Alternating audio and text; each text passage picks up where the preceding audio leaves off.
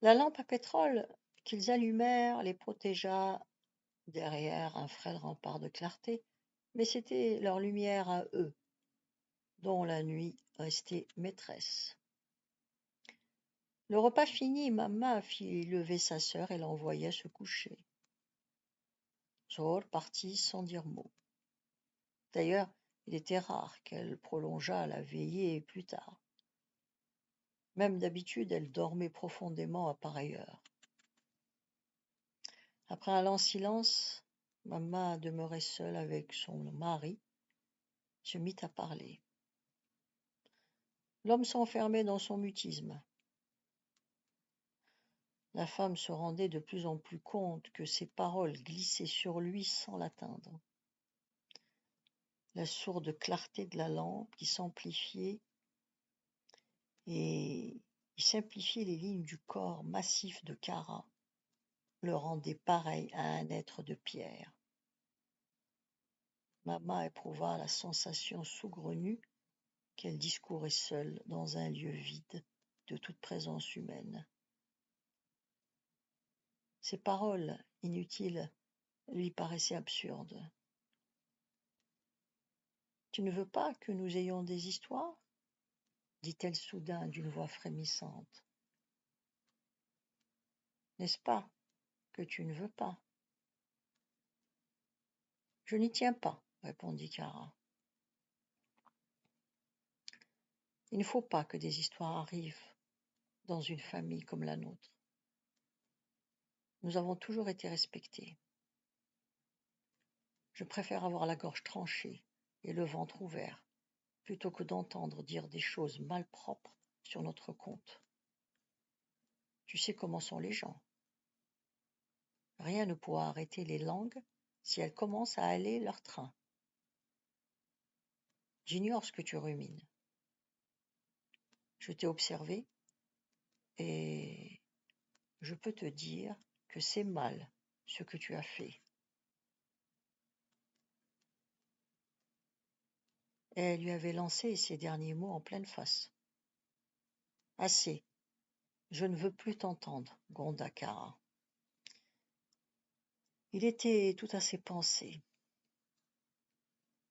Il s'apprêtait à élaborer des projets qui résisteraient à l'épreuve, de ceux qu'on prépare de longues mains et dont on voit arriver l'effet lentement et de loin. Les seuls projets qui convainquent à son humeur rentrée, à ses désirs froidement passionnés. Et pour cela, c'était le harnais du temps qu'il lui fallait endosser. Il s'y était déjà résolu. Il n'avait pas eu besoin d'y réfléchir longtemps. Comme on pose la première pierre, il avait établi des jalons solides et fermes. Il était parti pour construire une cité entière dont il serait le maître et l'ordonnateur. Ces chantiers étaient bien plantés sur la place à bâtir. Cependant, à soi-même, il taisait encore ses premiers préparatifs. Sa méfiance le bâillonnait à l'intérieur. « Prends garde, » se recommandait-il. « Qui veut trop se hâter perdra jusqu'aux dents de sa bouche. » Ainsi allait la vie. Dans celle de Kara Ali, pas un instant qui échappât au calcul, à la stratégie que déployait son âme effrayante. Aussi lui voyait-on comme maintenant cet œil morne et fixe dont le regard était absent. On eût dit qu'il corrompait tout ce qui entrait en contact avec lui. Il regardait le monde et une folie de la possession s'emparait de lui. Il ne brassait que richesse dans son cerveau. Parfois, il ne savait résister au vertige. Une fièvre l'assaillait et brusquement la raison cédait la place à des pensées insensées. Il émergeait péniblement de ce noir confus pour reprendre peu à peu pied dans la réalité. « Prends garde, Kara, se disait-il en de tels instants, ne perds jamais le nord. » Et il recommençait à ressasser des combinaisons dûment contrôlées. Comment? Sa femme parlait de l'incendie? Des ouvriers agricoles? Kara frémit. Il fut aveuglé par une poussée de haine. Aurait-elle appris quelque chose sur moi, pensa-t-il. Ou bien fait-on courir des bruits? Le moins qui se disait, c'est que Kara Ali savait qui avait mis le feu au gourbi des Fellahs. L'homme reprit sa réflexion morose et redoutable. L'autre jour, elle a fait allusion déjà à des olives que j'ai achetées aux colons. A-t-elle percé mes affaires, mes secrets? Diablesse. Là, gare, là, attention. Il conservait le même air endormi, placide, alors que le ressax d'une pensée furieuse battait sans fin les rives de sa conscience. Les premières lumières ou lueurs de la fièvre qui se levait dans ses yeux lui dilataient peu à peu les pupilles. L'espace d'une seconde, ma main affronta son regard. « Qu'est-ce que tu lui veux, Azor, à tourner comme tu le fais tout le temps autour d'elle ?» reprit maman. « Qu'est-ce que tu as à la regarder? C'est tout ce que tu trouves d'intéressant à faire? Pourquoi ne passes-tu pas ton chemin quand tu la vois? Pourquoi ne la laisses-tu pas tranquille? Il vaut mieux ne pas avoir ces idées-là. Si tu veux quelque chose, moi, je ne te laisserai pas la voie libre. J'ai dit assez. Tout le monde apprendra ce que j'ai vu, à commencer par les tiens. Ils sauront ce que tu vaux. Dieu m'est témoin. Personne ne m'empêchera de le dire. La femme reçut l'énorme main de Kara, une paume bourrée de muscles sur le visage. Arrachée de ses yeux par la violence du coup, des larmes ruisselèrent sur ses joues. « Tu as l'intention de chercher des histoires, dit-elle. » Sa voix était contenue, mais à présent, on pouvait y déceler un léger tremblement. Elle parla de nouveau des Fellahs.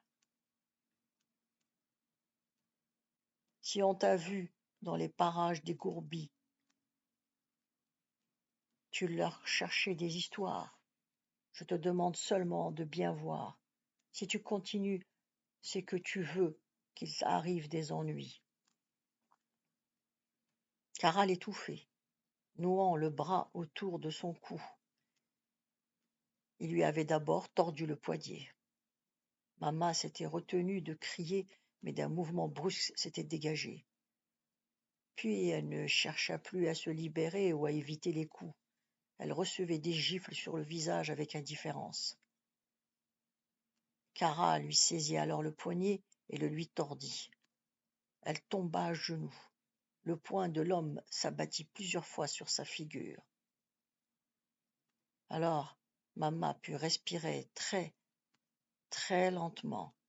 Sa lèvre inférieure fendue pendait en saignant. « Tu vois, disait-elle, tu ne peux pas le nier, c'est que tu avais cette intention. » Kara retira la main qu'il avait enfoncée dans la poche de son pantalon et se mit à frapper. Sa face était devenue rouge et dure. Il se contentait de frapper. Mue comme par une volonté particulière, sa main se portait sur sa femme en de longs mouvements. Avec une rapidité et une souplesse inattendues, il frappait. Cependant, la lassitude le submergeait. Il ne se remuait plus qu'avec lourdeur. Il continuait de frapper, et il lui semblait que chacun de ses gestes durait des heures. À la fin, sa main portée plus en avant toucha quelque chose de visqueux et de chaud. Lui et Mamma se dévisagèrent. Il n'y eut pas grand bruit jusqu'au moment où celle-ci tomba, essaya de se ressaisir, ensuite hurla. Le sang qui avait empli sa bouche arrêta son cri. De ses yeux sombres qu'élargissait la haine, elle le regardait. Mamma se releva instantanément. Elle se remit sur pied presque sans peine, mais elle demeura immobile au même endroit, mal assurée par ses mouvements. Kara voyait qu'elle était calme, quoique en proie à une espèce d'impuissance fébrile. Il lui sembla entendre « Attends ». Toutefois, il n'eût pu l'affirmer. Les vêtements sur la poitrine de la femme étaient maculés de sang frais.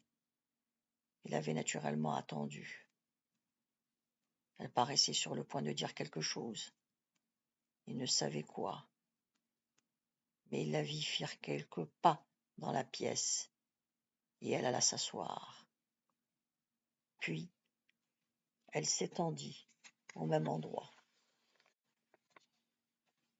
Zhor rêvait qu'elle parcourait un pays de montagnes et de forêts, où, jeune, elle venait avec sa sœur Mamma.